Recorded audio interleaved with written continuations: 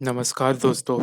जब दुनिया भर में कोविड-19 के बाद जो लॉकडाउन खोले गए, तो उस वक़्त जो दुनिया भर के देशों की इकोनॉमिक्स थी, उसे पटरी पे लाने के लिए अलग-अलग तरीके की स्ट्रैटेजीज़ बनाई गई।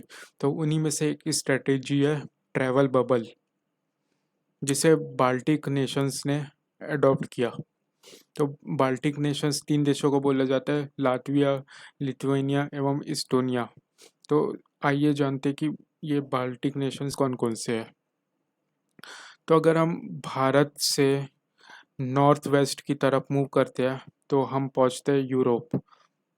अब यूरोप के जब हम वेस्टर्न एरिया में आते हैं, तो हमें दिखता है ये सी, जिसे बोलते हैं हम बाल्टिक सी। तो बाल्टिक सी के कोस्ट से जो देश उनके बहुत करीब है, उन्हें हम बोलते हैं बाल्टिक नेशंस। तो 3 बाल्टिक नेशंस हैं, लातविया, लिथुआनिया एवं एस्टोनिया।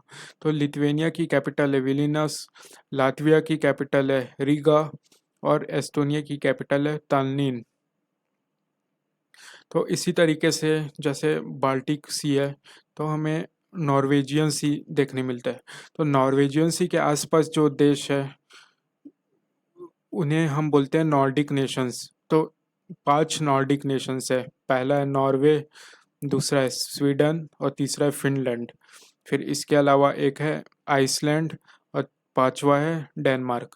तो नॉर्वे की कैपिटल है ओस्लो, स्वीडन की कैपिटल है स्टॉकहोम, फिनलैंड की कैपिटल है हेलसिंकी और आइसलैंड की कैपिटल है रिज्याविक और ये डेनमार्क की कैपिटल है कोपेनहेगन। तो ये जो नॉर्डिक नेशंस है, इसका एक सब पार्ट है, उसे हम बोलते हैं स्कैंडिनेवियन कंट्रीज। तो स्कैंडिनेविया कंट्रीज जो रहती है, वह 3 कंट्री है, नॉर्वे, स्वीडन और फिनलैंड। तो ये दुनिया की सबसे डेवलप्ड कंट्रीज है। जितने भी दुनिया की रैंकिंग्स रहती है, चाहे वो ग्लोबल हैप्पीनेस इंडेक्स हो, ग्लोबल इनोवेशन इंडेक्स हो, ग्लोबल ह्यूमन डेवलपमेंट इंडेक्स हो, या फिर ये न्यूज़ फ्रीडम इंडेक्स हो, मतलब प्रेस फ्रीडम इंडेक्स, फिर या तो वहाँ के एजुकेशन का लेवल हो, या फिर वहाँ जो क्राइम्स है उनकी संख्या हो, तो इन सभी के रैंक्स में वो हमेशा टॉप पे रहता है। तो ये दुनिया की सबसे डेवलप्ड कंट्रीज है और उन सभी इंडेक्सों में इनकी रैंक हमेशा फर्स्ट, सेकंड, थर्ड इस तरीके से ऊपर नीचे होते रहती है। तो आइए हम फिर से वापस आते हैं अपने टॉपिक ट्रैवल बबल पे।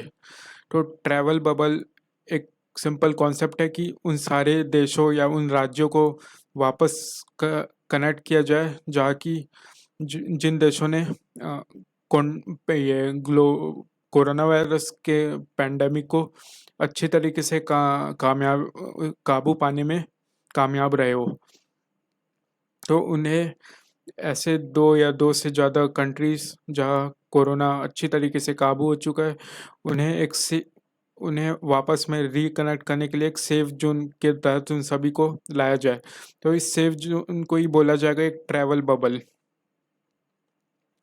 तो इस ट्रैवल बबल का कॉन्सेप्ट ये है कि इस ट्रैवल बबल जहाँ पर 2 या कितने भी कंट्रीज़ इसके अंदर शामिल हो सकते हैं।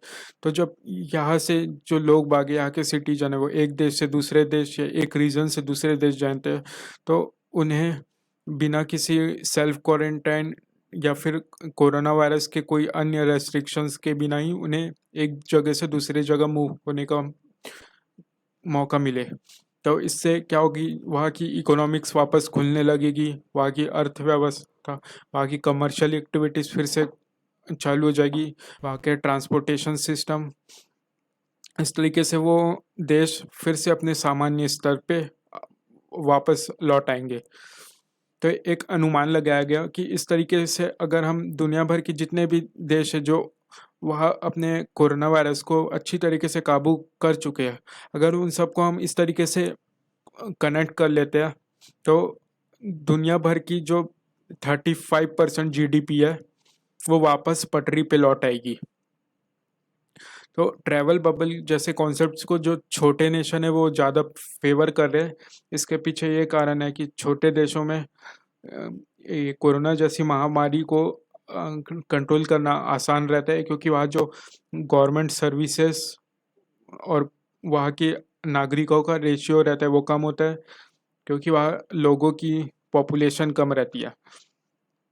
इसके अलावा जो छोटे देश रहते हैं वे बड़े ये उनकी इकोनॉमी ज़्यादा देर तक वे क्लोज नहीं रख सकते, क्योंकि उनके पास ये इनकम की सो जो आय रहती सोर्स ऑफ इनकम रहती है बहुत ही कम हो रहती है।